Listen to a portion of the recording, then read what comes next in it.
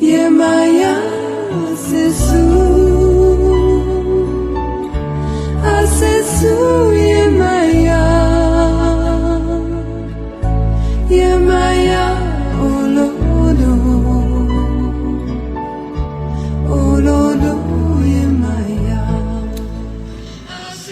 Ce soir, vraiment, c'est une soirée assez exceptionnelle parce que j'ai décidé de m'ouvrir à vous sur un sujet qui est très préoccupant et tout à l'heure nous allons en discuter posément.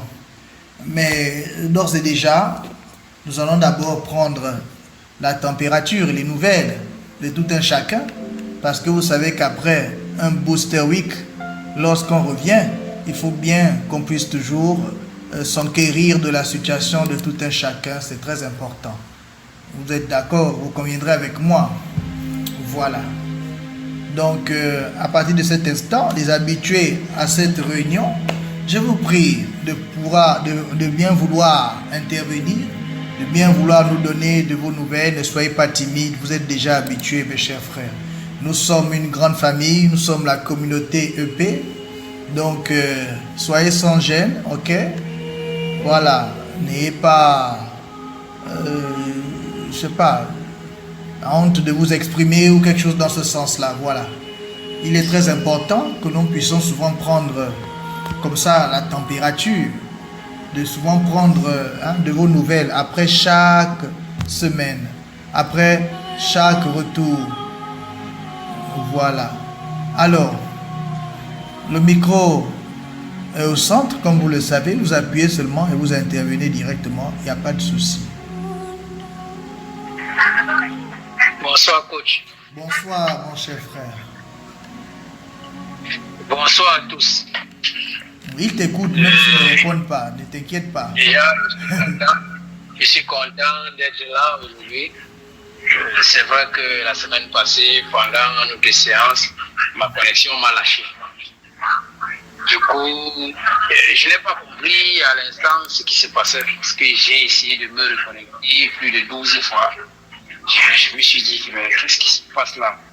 Pourtant, c'était la connexion qui m'avait lâché. Donc, et j'ai demandé au coup de m'envoyer l'audio afin de pouvoir reprendre les travaux. Sauf que bon, comme je devais enterrer ma soeur le week-end passé, j'ai vraiment pas eu le temps. Je pense que pour cette semaine, je vais reprendre. Mais sinon, ça s'est bien passé. Et comme je disais au coach, au départ, après le deuxième booster week, les choses se sont compliquées. Et 2 semaines après, ils ont commencé à s'aligner. Et les choses s'alignent. Donc, je vois les fruits du travail au fur et à mesure. Voilà, c'est important de pouvoir témoigner. Ça permet d'édifier les autres, de les booster aussi davantage, de leur donner du courage, de la force, de la motivation. C'est une manière pour vous de contribuer aussi à l'œuvre que nous sommes en train de faire. C'est très important, hein, vous savez, quand vous prenez la parole, vous intervenez pour dire des choses comme ça. Parce que, vous savez, lorsqu'on plante une graine, elle répond à la loi de la nature. Elle ne pousse pas tout de suite. Il faut toujours un certain temps. Voilà. Et ça dépend aussi de la terre où cette graine va tomber, si c'est une terre fertile ou pas. Donc, s'il y a un travail encore à faire en aval, vous voyez un peu, c'est tout ça qui va déterminer le temps de la réalisation aussi d'un travail spirituel. Voilà. Merci pour ton témoignage, mon très cher frère. Est-ce qu'il y a quelqu'un d'autre qui a quelque chose à dire? Je vous encourage vraiment à vous exprimer. Vous savez, nous sommes, comme je disais tout à l'heure, une grande famille. Nous n'avons pas besoin de nous gêner pour ça. Ok? Exprimons-nous librement. Ça nous permet, comme je vous dis tout le temps, de pouvoir vraiment aider ceux qui peuvent perdre la foi dans la vie, la foi dans l'avenir, la foi dans leur propre destinée. Vous voyez un peu? Voilà. Bonsoir coach. Bonsoir mon frère. J'espère que vous allez bien, grand coach. Oui, ça va très bien maintenant que nous sommes arrivés à notre rendez-vous de tous les lundis soirs. D'accord. C'est toujours un plaisir. Je vais passer un bonsoir spécial aux nouveaux qui sont avec nous et aux habitués Booster 8. Oui, c'est vrai, j'ai même oublié de demander qui était nouveau là. Tout à l'heure, on va revenir sur ça. D'accord. Je viens pour donner ma part de témoignage suite à votre motivation. Parce que moi, j'avais eu à faire ce témoignage-là dans notre réunion d'hier. Pour dire que les travaux fonctionnent vraiment. Parce que lors de notre précédent Booster 8, j'étais plus focalisé pour participer à une certaine formation. Je rencontrais énormément de difficultés financières et même des disponibilités aussi. D'une manière vraiment inattendue, puisque moi j'ai continué avec le Dieu du Booster 8, j'ai continué à travailler tous les soirs et tous les matins. Je prenais mon temps pour faire le travail à fond. Et au courant de la semaine, vraiment, la situation s'est alignée à moi. La formation elle-même, elle est venue à moi de manière vraiment spontanée et aussi simple que possible. Du coup, je profite à fond et je mets vraiment dessus. Donc, je voudrais encourager les uns et les autres à vraiment se mettre à fond. Ouais. Comme le coach dit toujours, aucun travail spirituel n'est sans effet. Tout dépend de la motivation mise en jeu. Amen, merci beaucoup. Et après, on aura ce qu'on aura. Merci beaucoup pour ton retour. Alors, allez-y, exprimez-vous, mes chers frères. Il y a quelqu'un d'autre qui veut parler. Bonsoir, coach, et bonsoir tous les étudiants. Bonsoir, mon frère Gervais. C'est Gervais. Bon, moi, la semaine très bien passée, toujours dans la méditation. Seulement hier, j'ai fait un petit effort en marchant et je suis allé un peu plus vite, plus fort que la capacité que je devais faire. Ça m'a donné juste une petite fatigue, sinon ça va. Ouais. On continue. Ok, c'est super. Voilà. Il ne faut pas négliger les petits commencements, les petits, c'est-à-dire les progressions. Voilà, on va appeler ça comme ça. Chaque progression, hein, c'est chaque pas qui mène à la réussite. C'est un peu ça. Bon, il est 20 à ma montre, donc du coup, on va commencer parce que nous avons un thème à aborder ce soir. J'ai voulu vous parler vraiment de ça. Je tenais vraiment à vous parler de ce thème parce que c'est très important. C'est une question récurrente, hein, la question de savoir qu'est-ce qu'il faut faire, que faire quand on a tout essayé et que rien ne marche. Oui, c'est ça, vraiment, c'est une question que beaucoup d'entre nous se posent. Et nous allons examiner tout à l'heure 10 points que j'ai énumérés pour vous les transmettre comme étant des solutions vraiment concrètes. Parce que c'est ça, il faut que nous ayons une vue, il faut que nous ayons une appréciation de ces situations-là, mais que nous ayons aussi des solutions réelles, pas seulement des théories pour tourner en rond, plus pour se consoler. Non, il faut vraiment qu'on puisse avoir du concret. Et c'est de tout ça qu'on va parler ce soir. Alors, comme je disais tout à l'heure, nous allons revenir un tout petit peu pour demander qui est là ce soir pour la première fois. Alors, levez juste, vous appuyez juste au niveau des 3 petits points sur le côté. Vous allez voir un petit pouce, comme je suis en train de faire là. Et puis, vous appuyez là, si vous êtes là, pour la première fois ce soir. Ou pour la deuxième fois, voilà. La première et la deuxième fois. Qui sont là pour la première fois et pour la deuxième fois? Yves, voilà, il y a Yves qui a appuyé déjà. C'est quoi? C'est juste Yves qui est là ce soir pour la première fois? Pourtant, il y a beaucoup de monde ce soir. Bon, quand je dis beaucoup de monde, c'est vrai qu'il n'y a pas 900 personnes qui sont dans EP. Mais ceux qui ont été sélectionnés ce soir, qui ont été choisis pour être là, sont là. Et puis c'est tout. Voilà. C'est comme ça. On appelle ça aussi la sélection naturelle. Bon, j'espère qu'on aura assez de temps pour énumérer tous ces 10 points. Et puis pour faire le travail spirituel. Vraiment j'espère, parce que c'est très important. Il faudrait que je vous sorte toute la vérité une bonne fois pour toutes. Oui, parce que ce soir vraiment c'est vraiment une opportunité réciproque. C'est une inspiration que j'ai eue pour... Oui, il y a quelqu'un qui a levé. Denis, tu veux dire quelque chose, mon cher frère? Ou bien c'était pour exprimer que tu es là pour la première ou la deuxième fois? Ah, ok, je vois ici un petit pouce qui s'est levé. Oui, il est encore timide, il vient d'arriver, il faut le comprendre. C'est un bleu dans Booster Week. Bienvenue mon cher frère Denis, tu es arrivé au bon moment et sache que tu es au bon endroit et au bon moment. Et ce soir, nous allons vraiment aborder un thème très important qui va vraiment susciter l'attention de tout le monde et qui va enrichir tout le monde.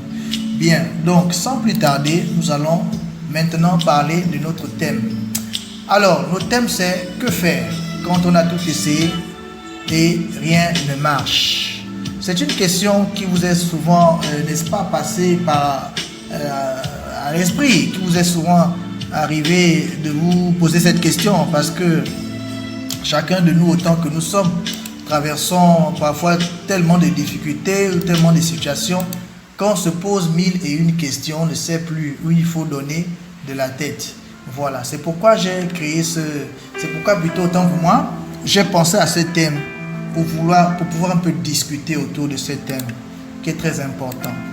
Donc, il y a 10 propositions que je vais vous faire ce soir. Ok? 10 propositions que j'envisage, que j'ai pu mûrir pour vraiment essayer de comprendre cette situation et de vraiment appliquer ces solutions, si on peut dire ça comme ça, pour sortir de cet embarras qui est récurrent dans notre société actuelle. Parce que vraiment, les gens sont dépassés. Quand j'en parle ici de tout essayer, on parle ici vraiment de pouvoir mettre tout en œuvre pour réussir sa vie. On a essayé peut-être on va dire les études, on a essayé le commerce, on a essayé peut-être un talent d'être artiste, mais vraiment on a essayé, mais rien ne marche. On était malade, on a essayé de se guérir, mais rien toujours ne fonctionne. Mais que faire finalement quand on a essayé vraiment autant qu'on a pu pour sauvegarder sa relation amoureuse, pour sauvegarder son bout de pain, son travail, pour essayer de changer peut-être son environnement. Mais toujours est-il que les choses ne bougent pas. Ah, mais comment faire finalement? Comment faire? Donc c'est cette question, c'est la réponse à cette question que nous allons essayer de donner ce soir en 10 points. Alors, le premier point, sans plus tarder, la première chose, pour tous ceux qui se posent cette question, la première chose, le point numéro 1, c'est déjà de sortir des illusions. De sortir des illusions parce qu'il y a des gens qui vivent comme s'ils sont dans un film, quoi. Il y a des gens qui se créent un univers parallèle, là. Ils se croient vraiment, c'est-à-dire, ils se mentent à lui-même. Vous voyez un peu? Donc la première chose, c'est déjà de sortir des illusions, c'est d'accepter la réalité. Quand je parle de réalité, c'est d'accepter, de comprendre, d'être face à sa condition et de faire ce qu'on appelle une sérieuse introspection et des remises en question. Ça, c'est la première chose. Donc de s'asseoir, de se dire que bon, en réalité, je ne me mens pas à moi-même. Ma situation, il faut que je puisse la peser, il faut que je puisse la mesurer comme on l'avait dit dans un certain évangile. Mais vraiment que cette situation, on puisse la prendre au sérieux et on puisse vraiment faire ce qu'on appelle une introspection. Vous savez ce qu'est une introspection, non? Lorsque vraiment on prend le temps de mûrir, de cogiter, de s'asseoir, de réfléchir sur sa situation, de réfléchir sur vraiment les raisons qui nous amènent dans l'état actuel. Voilà, on va dire ça comme ça. Donc, ça c'est le premier point. Bon, on va aller assez rapidement pour ne pas trop traîner. Le deuxième point, après le fait de sortir des illusions, ok, le deuxième point c'est de se pardonner. De se pardonner. De se pardonner de ne pas être parfait, ok, comme on l'aurait rêvé, selon l'idéal de la société où l'on vit. Parce que vous savez, la société où on vit, il y a des standards, il y a souvent des... oui, bon, c'est ça, ce qu'on appelle des standards. Les standards de la société qui nous font peut-être souvent estimer qu'on n'est pas assez parfait, selon justement la société. Donc, il faut se pardonner de ne pas être parfait. Vous comprenez? Il faut être tolérant avec soi-même. Il ne faut pas être trop dur avec soi-même. Il ne faut pas trop se juger durement dans le sens de se dévaloriser, dans le sens de se décourager, dans le sens d'avoir une mauvaise pensée sur soi-même. Vous comprenez? Contrairement à celui qui se donne des illusions, non. Mais je parle ici de celui qui vraiment doit pouvoir se pardonner. Se pardonner parce que, vous savez, la perfection de un n'est pas de ce monde. Et parce que quand on se pardonne à soi, on peut facilement pardonner aussi les autres. On peut pas facilement pardonner l'autre, vous voyez. Des fois, le fait qu'on ne se pardonne pas pour nos échecs, qu'on ne se pardonne pas pour nos limites, nos limitations, autant pour moi, si je peux dire ça, si on peut appeler ça comme ça, ce sentiment-là de ne pas pouvoir des fois être à la hauteur nous amène à nous en vouloir, nous amène ça crée un sentiment négatif envers nous-mêmes. Ce n'est pas bon, vous voyez. Donc c'est ça le point numéro 2, de se pardonner. Vraiment de se pardonner, de ne pas être parfait. De ne pas être parfait comme on l'aurait rêvé, selon l'idéal de cette société. Cette société qui nous influence du matin au soir. Voilà. Le troisième point, quand on a déjà fait ces quand on a parcouru ces étapes-là, c'est maintenant de se révolter. Mais de se révolter positivement contre soi-même. Vous comprenez? C'est-à-dire d'utiliser pleinement son libre arbitre pour prendre les décisions qui vont nous amener au changement. Vous comprenez un peu? Donc il faut se révolter, il faut se rebeller. En fait, il faut avoir cette rage de pouvoir changer, cette rage de pouvoir transformer sa vie. Cette rage vraiment de se surpasser en quelque sorte. Vous voyez, non? De partir d'une dimension à une autre, en fait. Vraiment de vouloir changer. Il faut que ça devienne... il faut que ce soit quelque chose qui vous... bon, pas qui vous énerve, mais vous devez vraiment avoir la rage, quoi. La rage de vraiment de vaincre. La rage, cette révolte, comme on dit dans certains passages des Écritures sacrées, des évangiles, ok? Dans Matthieu 11, 35, voilà, c'est ça, c'est bien ça, si je me souviens encore bien, j'avais lu la Bible, n'est-ce pas? On a tous un peu feuilleté ce livre sacré, pour certains d'entre vous. Donc, il est dit quoi? Il est dit que depuis le temps de Jean-Baptiste jusqu'à nos jours, le royaume des cieux est forcé. Et ce sont les violents qui s'en emparent. Vous comprenez? Cette parole, elle veut dire quoi? Ça veut dire que les enjeux ici demandent d'être agressif. Quand je dis agressif, pas agressif avec quelqu'un d'autre, non. Mais de vraiment se décider. Vraiment se décider sérieusement, hein, à forcer l'entrée, à forcer le passage, à forcer le changement, à forcer vraiment son esprit à se plier. Parce que vous savez, on dit toujours quoi? Que la chair est faible, mais que l'esprit est bien disposé. Vous voyez un peu. Donc, c'est ça, c'est de se forcer. C'est-à-dire, quand on dit le royaume des cieux est forcé, c'est-à-dire qu'il faut se faire violence. Vous comprenez? Et nous allons en venir parce que il y a d'autres détails là-bas, justement, qui font aussi allusion à ce point précis. Il faut se faire violence, sérieusement violence, pour changer les choses autour de soi. Vous comprenez? Donc c'est forcé, c'est quelque chose où il faut vraiment se donner à cœur. Ce n'est pas une décision comme ça, à la main levée. Non, non, non, non. Ça va demander vraiment une révolte intérieure. Mais bon, malheureusement, certains, pour que cela arrive, il faut qu'ils passent par des situations qui les choquent, des situations qui les bouleversent, des situations qui les traumatisent, avant de prendre cette décision ferme, de prendre le courage entier de vouloir changer les choses. Donc vous voyez que n'attendez pas d'arriver à ça, parce que finalement, quand on se laisse aller, on va se retrouver dans cet état de choses. Vous voyez un peu, et c'est pas bon. C'est pas bon parce que finalement, on peut même en mourir dans certains cas. Donc, il ne faut pas franchir une certaine limite. Il ne faut pas franchir une certaine ligne. Voilà. Quand vous avez l'occasion, on dit que Dieu ne va pas descendre sur la terre. Il va toujours passer par un homme pour transmettre le message à un autre homme. Vous voyez, non? C'est aussi l'une de ces manières de communiquer le plus efficacement. En dehors de peut-être venir peut-être dans vos songes ou dans vos rêves ou peut-être d'autres manières, mais sinon Dieu passe toujours par un homme pour n'est-ce pas, parler à un autre. Voilà. Donc si ce soir il m'a choisi comme son instrument pour vous donner ce message, c'est que vous devez le prendre en considération, parce que vous savez, c'est pas tout le temps qu'on a comme ça des occasions de pouvoir échanger sur ce genre de thème-là. Voilà. Donc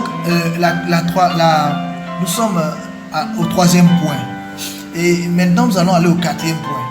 Le 4e point, c'est quoi? C'est qu'il faut changer de système. Il faut changer de système. Pourquoi?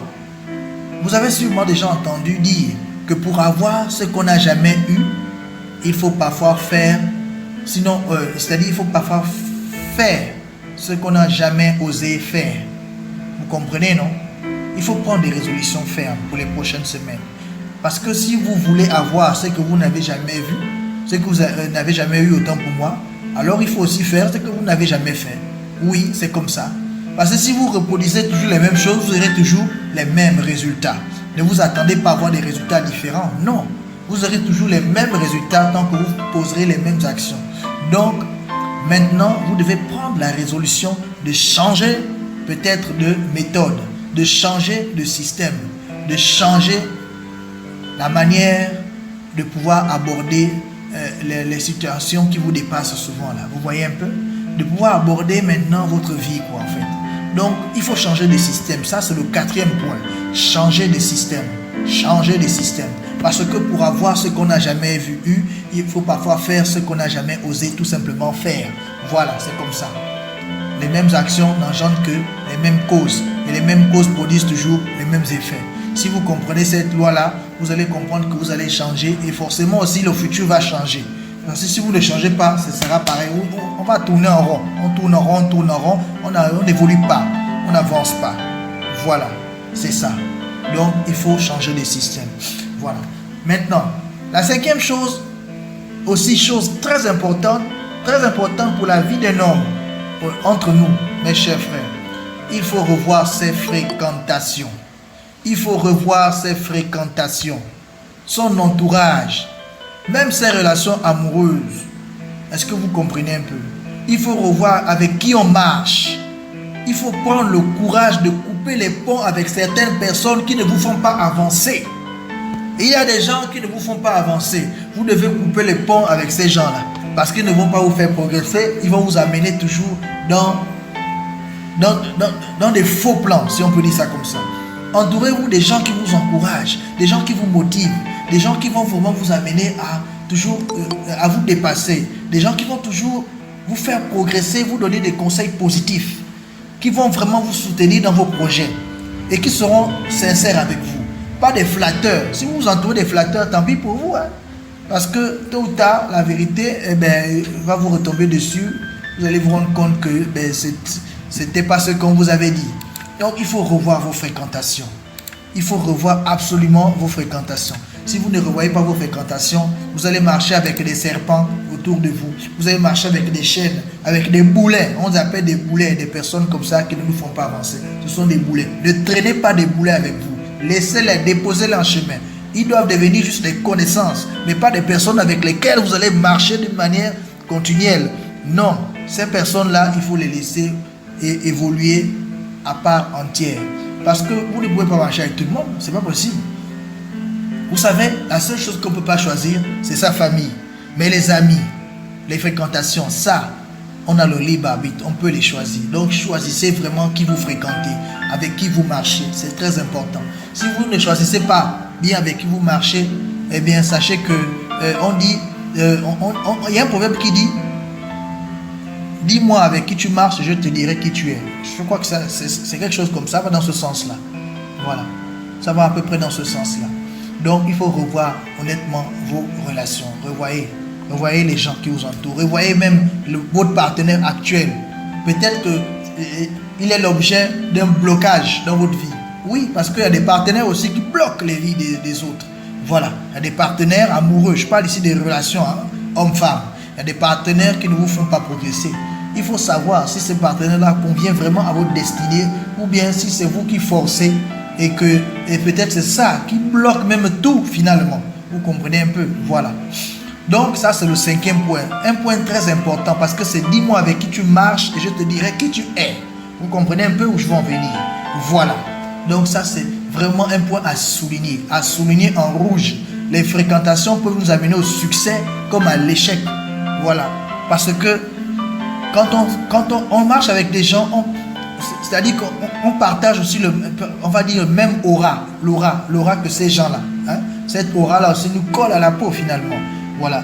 Et comme malheureusement, dans la plupart des cas, c'est l'aura négatif qui va souvent faire un effet sur les gens. Hein? C'est ça malheureusement. Donc il vaut mieux éviter. Il vaut mieux être seul qu'être mal accompagné. Et de toutes les façons, la providence divine fera toujours en sorte que vous croisez les personnes qui vous ressemblent, hein, en chemin. Si vous êtes patient, si vous ne cherchez pas nécessairement à vous entourer de mauvaises personnes. Voilà. Donc, ça c'est le 5e point. Le 6e point, mes chers frères, un point très important. S'il vous plaît, arrêtez de faire la course ou la concurrence. Vous n'êtes en concurrence avec personne. Il faut comprendre qu'on n'est en compétition qu'avec soi-même. C'est tout. Il faut juste être le meilleur de soi chaque jour. Le meilleur de celui qu'on était hier. Arrêtez de faire des comparaisons. Nous n'avons pas les mêmes karmas. Nous n'avons pas les mêmes destinées, les mêmes dates, les mêmes heures de naissance. Même les jumeaux ne naissent pas au même moment. Il y a toujours un décalage. Donc chacun a sa vie. Arrêtez de vous comparer. Ça va vous fatiguer l'esprit. Et à force qu'on se compare, on a l'impression que soit sa vie n'avance pas. Ou bien en fait, les comparaisons, ça a deux faces. Ça a deux faces. Ça va vous faire croire d'une certaine manière que peut-être vous avez évolué.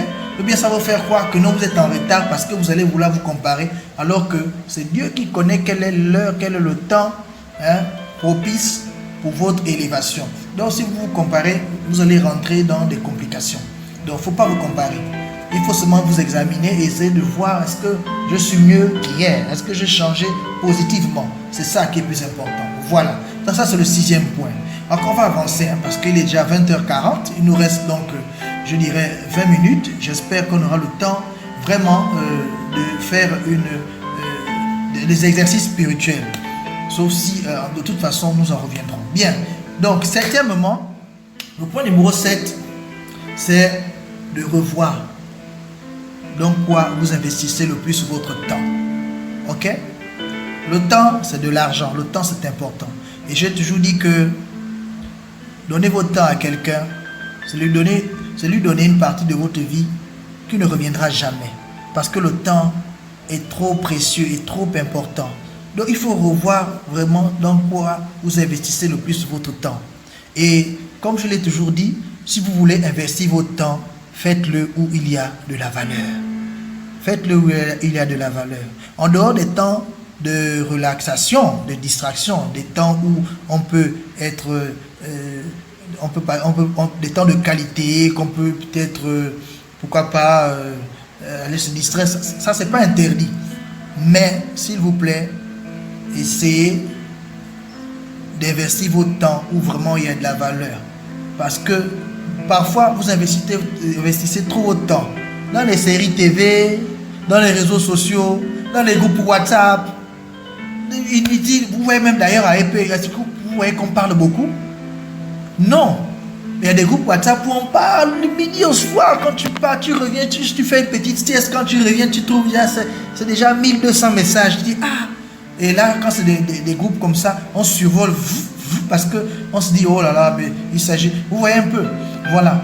Certains souvent on dit, mais pourquoi ici on ne parle pas beaucoup? Non, on ne parle pas pour parler. On parle quand c'est utile, c'est nécessaire. Et c'est un groupe d'enseignement surtout. Ok, et de conférences. C'est pas pour faire du bavardage tout azimut à tout moment, non. Voilà, donc c'est un peu ça.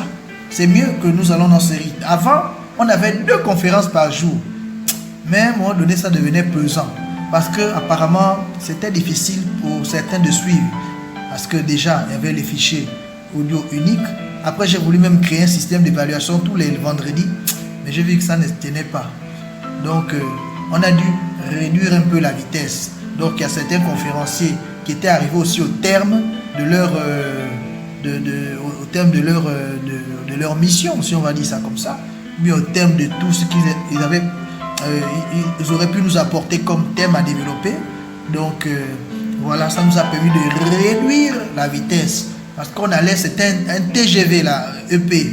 Hein, l'année dernière, c'était un TGV, mais rien ne sert de courir, il faut aller à point. Voilà, c'est pourquoi ces derniers temps, depuis le mois de janvier, février, on a vraiment diminué. Vous voyez que on est passé de 2 conférences par jour à une seule conférence, c'est suffisant.